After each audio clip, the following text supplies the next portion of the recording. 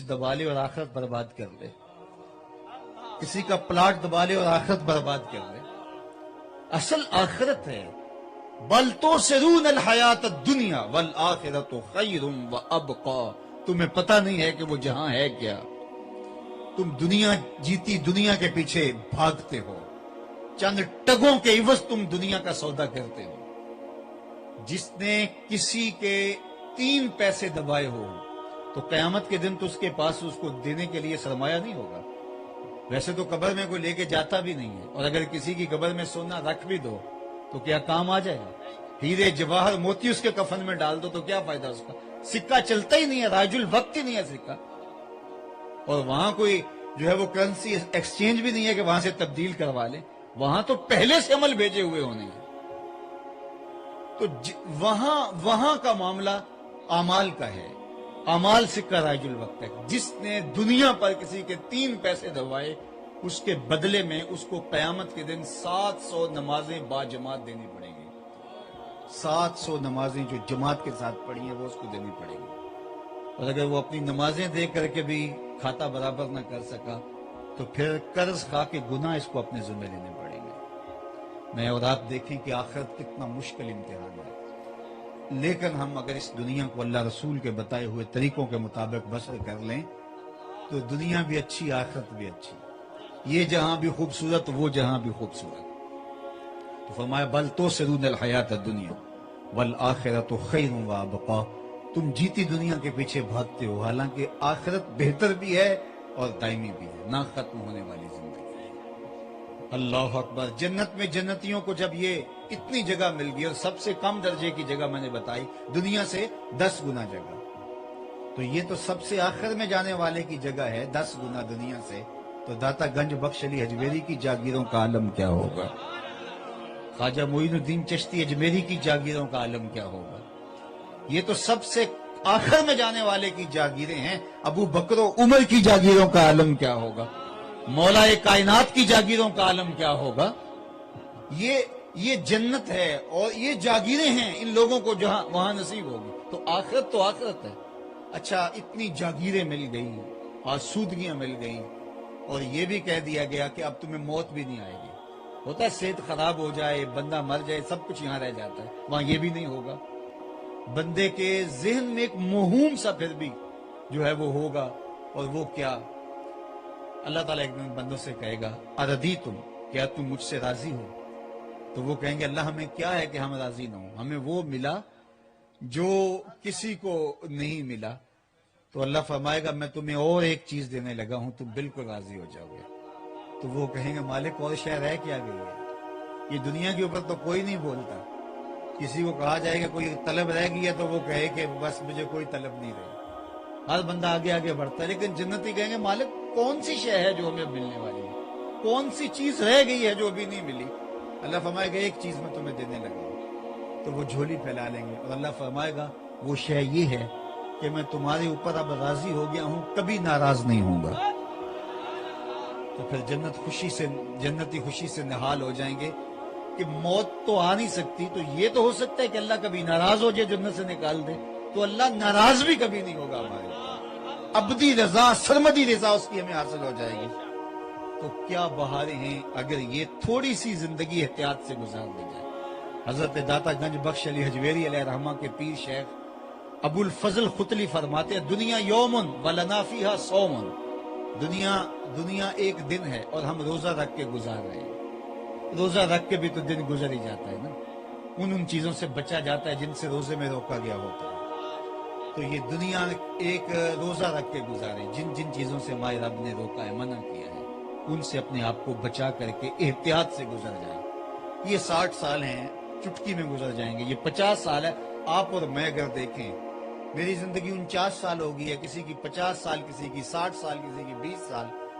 اگر ہم ماضی کی طرف دوڑ کر کے جائیں تو یہ کل کی بات ہے، ہم گلیوں میں کھیلتے تھے، وہ کاغذ کی کشتی، وہ بارش کا پانی، ابھی کل کی کہانی ہے نا۔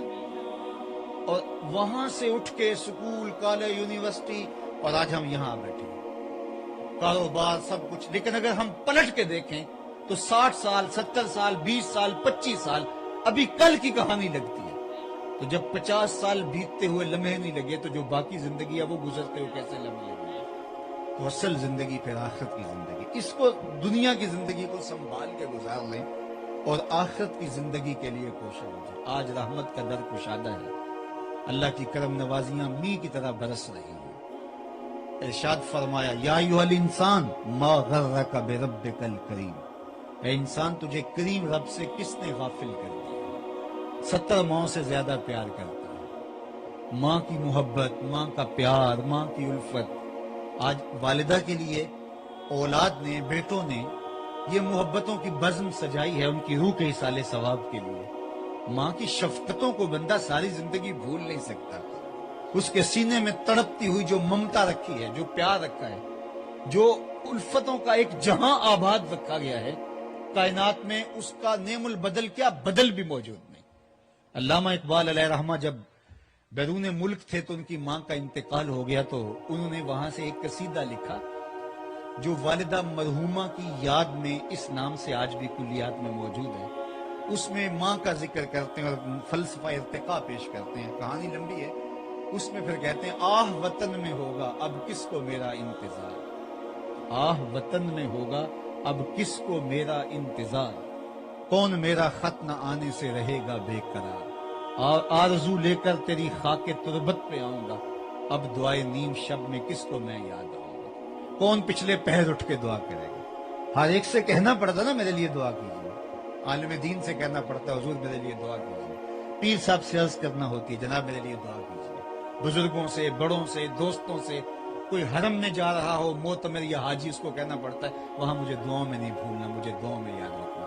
ہر ایک سے کہنا پڑتا ہے کہ میرے لیے دعا کیجیے. کبھی ماں کو بھی کہنا پڑا ہے کہ امی دعا کیجیے. ماں کے ہاتھ ویسے ہی اٹھ جاتے ہیں اور ماں کے اٹھے ہوئے ہاتھ اللہ خالی نہیں موڑتا. اور یہ لازمی نہیں ہے کہ ماں رابعہ بصریہ ہو تو پھر اس کی دعا قبول ہوتی ہے. لیپا پوتی کرتی ہوئی ماں گارے سے بھرے ہوئے ہاتھ بھی اٹھا دے اللہ انہیں بھی خالی نہیں موڑتا. ماں جب بولتی ہے تو اس کے لہجے میں جبریل بولتا ہے. ماں جب مسکراتی ہے تو لگتا ہے جنت کی ساری کلیاں کھل اٹھی ہیں. وہ درد، وہ درک، وہ محبت اس کے سینے میں رکھی گئی ہے کہ اس کی کوئی تمثیل ہی نہیں دی جا سکتی. عالی نصب ہوٹلوں میں کھانا کھانے میں وہ سرور کہاں جو چولہے پر بیٹھ کے ماں کے ہاتھوں سے پکی ہوئی چپاتیاں کھانے میں ملتا ہے. عالی جناب حضرت صاحب پروٹوکول، اعزاز، تکریم، استقبال، ان میں وہ لذت کہاں جو ماں کی زبان سے اوئے مٹھو اور اوئے ببلو کے اندر رکھا گیا ہے. اللہ نے اس کے سینے میں وہ ایک جہاں آباد کر دیا. ایک شاعر ہوا ہے تابش، اس نے ماں کے پیار کو کتنے خوبصورت پیرائے میں بیان کیا. ایک مدت سے میری ماں نہیں سوئی تابش، میں نے ایک بار کہا تھا مجھے ڈر لگتا ہے. کہا ایک دن بچپن میں میرے منہ سے نکلا تھا امی مجھے رات کو ڈر لگتا ہے، میں بوڑھا بھی ہو گیا ہوں، میری ماں اب بھی میرے بستر پہ پھونکے مار کے سوتی ہے. یہ ماں کے پیار کا رنگ ہے، اس کی الفت کا جہاں ہے. اللہ نے اس کو وہ دھڑک دے دیا، وہ محبت دے دی، وہ ایک سینے کے اندر تڑپتی ہوئی ممتا رکھ دی ماں کے. اللہ اکبر. اولاد کے لیے مائیں کس کس مرحلے سے نہیں گزرتی. غریب مائیں اپنے بچوں کا پیٹ پالنے کے لیے کسی کے میلے برتن بھی مانجنے پڑے تو اس سے بھی گریز نہیں کرتی. غلامی برداشت کر لیتی ہیں. شہر میں آ کر پڑھنے والوں بھول گئے ہو کس کی ماں نے کتنا زیور بیچا ہے. مائیں کن کن مراحل سے گزر کے اپنی اولاد کی تربیت کرتی ہیں. مجھے بتاؤ ماں اولاد سے اتنا پیار کیوں کرتی ہے؟ تو آپ سب کا ایک ہی جواب ہوگا کہ ماں نے اولاد کو جنم دیا ہے. تو میرے اس جملے کی طرف توجہ. جس ماں نے جنم دیا اس کے پیار کا کوئی ٹھکانہ نہیں ہے، تو جس رب نے خلق کیا اس کے پیار کا ٹھکانہ کیا ہوگا؟ ماں نے جنم دیا ہے، خلق نہیں کیا، تخلیق نہیں کیا. جنم دینے والے کی پیار کو کسی ترازو پہ نہیں تولا جا سکتا. یہ سڑکوں کے کنارے پر آج کل بڑے بڑے ہیوی کنڈے نصب کر دیے، پورا کنٹینر تول لیا جاتا. تو میں دوستوں کہا کرتا ہوں آج تک کوئی ایسا ترازو ایجاد نہیں ہوا جس پر ماں کے پیار کو بھی تولا جا سکے. اللہ اکبر. ماں تو ماں ہوتی ہے اور اس کی کمی انسان جس بھی مرحلے پہ چلا جائے ماں کی کمی کبھی بھی انسان جو ہے وہ اس کو پوری ہوتی نہیں دیکھتا. میں اور آپ کیا، میری اور آپ کی حیثیت اور اوقات کیا، خود امام الانبیاء نے اس کمی کو محسوس کیا. ایک دن حضور مکے سے ہجرت فرما کے جب مدینے تشریف لائے اور وہاں نماز عشاء پڑھانے کے لیے حضور تشریف لائے تو تا حد نظر صحابہ منتظر تھے جو ہی حضور حجرہ انور سے باہر نکلے تو ادب سے کھڑے ہو گئے. بس یہ منظر دیکھنے کی دیر تھی کہ حضور کی آنکھوں سے آنسو رواں ہو گئے.